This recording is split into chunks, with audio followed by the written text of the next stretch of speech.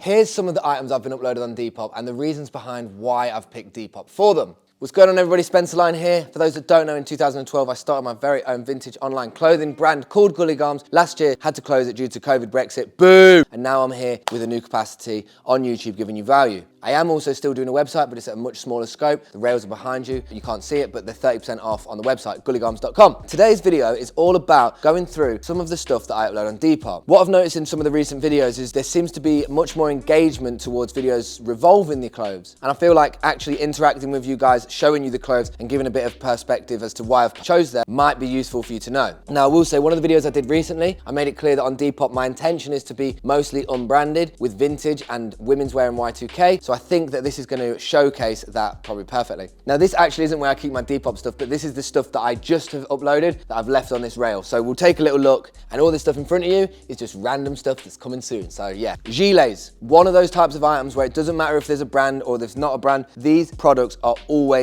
in demand. They're fit for purpose. People like wearing gilets as an item that's functional to wear. You know, like certain things might require a brand because it's the brand that makes it in a certain way, whereas a gilet is fit for the purpose of what it is, which is just like a relaxed overcoat that won't get you too warm because it's not got arms. Now, this one will be online for probably around about 16 to 17 pounds, and I'll probably accept offers of like 12 pound on it. And the reason why it's so low is because it's unbranded, but also with my intention on Depop, I'm low hanging fruit priced points, and I just accept every offer. So it's just a kind of funnel on that side of things. Now, these shirts don't actually sell amazingly well for me, but I love finding them and I always pick them up regardless. And that's these dragon shirts. Now, I know you're saying, why would you pick them up if they're not selling very well? And it's because these sort of products are seasonal. There's a certain time in the year when they are in demand. And when they're in demand, they're actually bought up in price as well. So the suppliers that will sell you dragon style shirts at wholesale for probably around about 7 to 8 pounds per shirt. They might do it a little bit cheaper now, but mostly these shirts are really cool. They're that sort of like old 2000s fire flame style of things.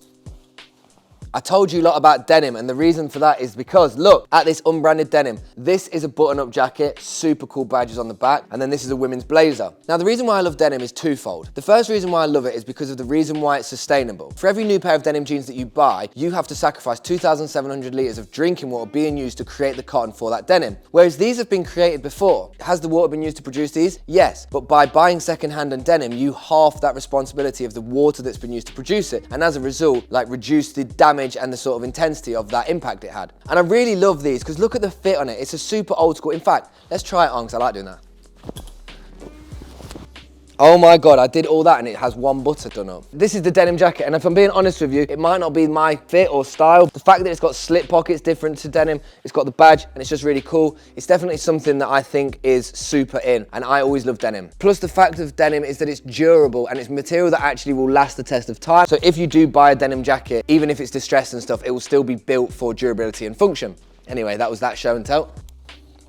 Leather jackets. Now, I always go for leather whenever I find it. It's super in demand on the secondhand economy of things. The prices are always very high and you can get good value for your money. They are heavy, so if you're buying from wholesalers with a per kilo weight, you might need to have a little assessment of that. But realistically, if you're buying a leather jacket for under 10 to 15 pounds, you can probably still sell it for 35 to 45 pounds on places like Depop. I really like these ones just because of the way that they are. Personally, I go for zip up leather jackets more so. Just for me, what I've noticed is the zip up feature of products such as leather or denim seems to be better selling than button-ups. That doesn't mean to say that I wouldn't pick a button-up leather jacket. It just means that the zip-ups sell faster online than the button-ups.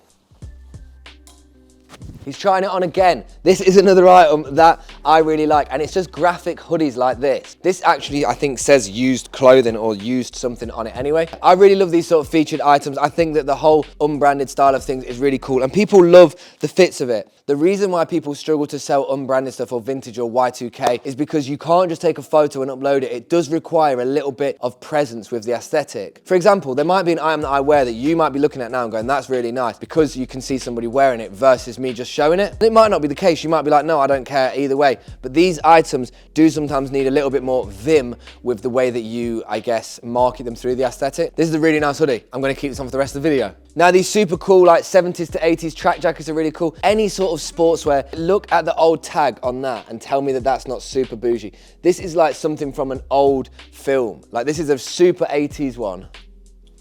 And I love graphic t-shirts as well. So look, this is the John and Groats to Land's End tee, and then a Pac-Man and Beatles tee. Got a load of bleach stains on it, but it's quite cool. For me as well, with graphic t-shirts, the reason why I've always liked to buy them, and this might be something that's of interest to you, if somebody sees a t-shirt and it's got a message on it, their attention starts to prick up because there's something for them to actually consume other than just viewing. So what people do is the more complex an item looks, the more the intriguement through the attention will be captivated. The longer they might last looking at a product, the more they might consider looking at other products you have. So you can see how it works. There are a few items that I've listed on Depop this week and why. If you want me to show you more products that I'm uploading on Depop, maybe what I'm selling, feel free to drop a comment or like, do the response engagement, and I will know that that's what you want to see. But guys, it's time for me to take this hoodie off and see you tomorrow at 6:30 with another fresh video. So yeah, stay safe, stay original, keep doing you, and keep trying things that other people aren't. Everybody can sell Carhartt, Stussy, Supreme.